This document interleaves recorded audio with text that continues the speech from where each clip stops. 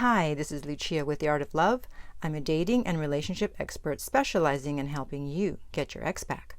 Today I want to talk about the top 3 dating mistakes which lead to breakups. From speaking to hundreds of coaching clients, I've identified the top 3 reasons for breakups in dating and relationships, not in marriages. In marriages, it's usually sex and or money, but not in dating. So what are they? Well, I'll tell you, but first I want to remind you to be sure to subscribe so you don't miss out on any future videos. And while you're at it, tap the bell icon to be notified when a new video is up. Okay, so these are not in any particular order. The first one is dating someone who has just gotten out of a relationship, especially if it was a long-term relationship. Just because they think they're ready to date or want to, it doesn't mean that you should date them. They are not emotionally available. It doesn't matter how much chemistry you feel or how well you get along. At some point, they will pull away. And if you're chasing them or being needy, you'll just make things worse. You can't push people past their comfort zone when it comes to someone who is not over their ex. And I've noticed on dating sites and dating apps that a lot of the men on there are on there right after a breakup. They've just gotten out of a relationship, and that's how most men prefer actually to get over a breakup, by hopping on a dating site and trying to find someone else, whereas women usually prefer to be alone. So it's imperative that you find out as soon as possible, definitely on the first date, when their last relationship ended. The longer that the relationship was, then generally the longer it will take them to get over it. And you can say something like, well, how long have you been single, or what brings you to this site? Or you can even say, when did your last relationship end? Something like that. You want to find out also who broke up with who and what was the reason. Because if the person you're dealing with, they were broken up with, then it will probably take them a lot longer to get over their ex than if they had to do the breaking up, obviously dealing with the reason for the breakup, depending on the reason for the breakup. And I went on one date once with a guy, and everything about the date was perfect, except that I found out that he had just gotten out of a 7-year relationship, and it had only been 3 months, which obviously is not enough time. And to make things worse, it's not because someone cheated, or they didn't get along, or they hated each other, or they had a big fight, or anything like that. It was because of distance. The relationship had been long distance for 7 years, and they were unable to move, and so they made a mature decision to end it. So I thought, okay, I am not getting in the middle of this. And I didn't see him again. So what do you do if you found out that someone just got out of something? And by just, it can even be 3 months, because if it was a 5-year relationship, again, 3 months is not enough. Or even if it's been 9 months, but they were with someone for 20 years, that may not be enough time either. So what do you do? Well, if you're a woman, I suggest that you put yourself in the friend zone, since it's easy for women to get out of the friend zone. Otherwise, you're setting yourself up to be a rebound. So just say, hey, since you just got out of something, or, I'm not sure that you're over your ex yet, so why don't we take things really slow? I'm not going to be intimate with you for now. I want to be sure of what I'm getting into. That's the mature approach. If you're a guy, do not put yourself in the friend zone because you may never get out of it. Instead, just say, you don't want to be a rebound. Give her time and space to deal with her feelings. And in the meantime, keep in light contact on social media, Facebook, Instagram, etc. So, like once a week, once every couple of weeks, like a photo, make a comment, something like that. And women, you have to be extra careful with a guy who's been cheated on and dumped, because his ego right now is very, very fragile, and he wants to get his ex back in order to soothe his bruised ego.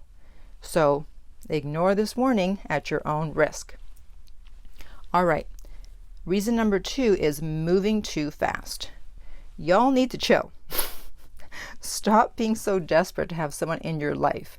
that you rush in just because you feel chemistry. Let me explain what chemistry is. Chemistry basically is Mother Nature giving you the green light to have sex with that person. It means that your DNA and their DNA have enough similarities and enough differences that it's okay for you to procreate.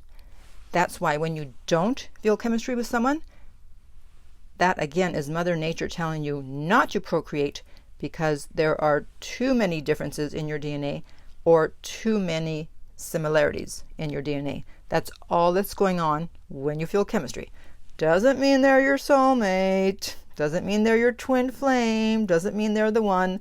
That's all that chemistry means. And keep in mind that people who are willing to rush in are just as willing to rush out. And I don't care if the other person is rushing things and wants to see you as much as possible. Now that you know better, it's up to you to slow things down. And you also come across as low value by allowing someone into your life that quickly without being discerning as to how much time you're giving to basically a total stranger. It looks like you don't have a life. So for the first month, only once a week. That's right. Only once a week. Why? Because this builds anticipation. It shows that you have a life, that you're not needy, and it's helping you to stay logical, because when you first meet someone you're very attracted to and have chemistry with, you're caught up in a fantasy. After you see them, you're in what I call a love coma for a few days afterwards.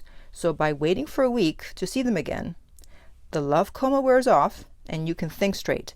That way you can spot the red flags that may eventually lead to trouble down the road.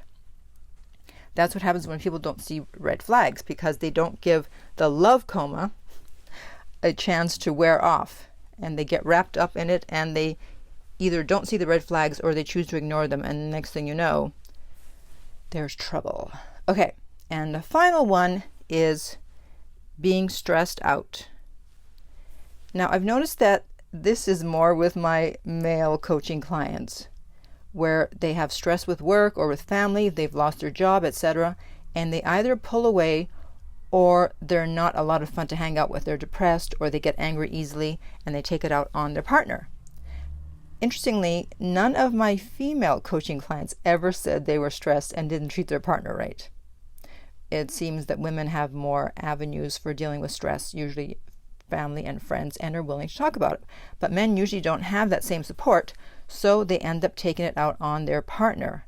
Or even worse, they ignore their partner. One client was dealing with the death of his mother, and he did not contact the woman he was dating for 6 weeks.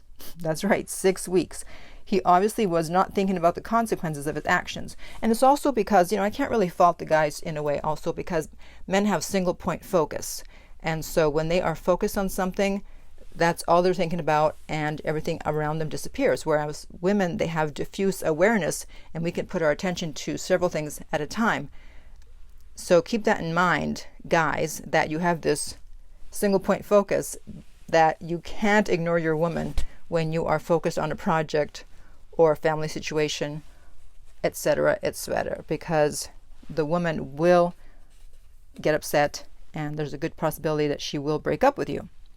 And so now my client, obviously they're broken up and he's trying to get her back. So you can't ignore a woman and expect it to go well. And if you're stressed, tell your partner that that is the reason for your behavior, and spend some time alone if necessary. So say something like, hey, I'm going through a stressful time because of XYZ. I don't want to bring negative energy when I see you, so I'm going to be spending more time alone. This has nothing to do with you. I love you, and I want to take care of me to be a better partner for you. So if you announce it beforehand, what you're doing, you have a much better chance of your partner not breaking up with you when you are not giving them as much attention as they are used to. So to recap, the 3 reasons, 3 mistakes that lead to breakups. Number 1, the person is not over their ex. Number 2, moving too fast. And number 3, being in a stressful situation. So if you've experienced any of those 3, or maybe all 3 in your relationships, I'd like to hear your comment below. And if you're going through a breakup, then you need to speak with me in a private coaching session so I can help you get your ex back. And you can do that by going to theartoflove.net. The direct link is below. If you're listening on YouTube, remember to like and subscribe. If you're listening on iTunes, I would appreciate if you would rate and review the podcast. And finally, remember that love inspires, empowers, uplifts, and enlightens.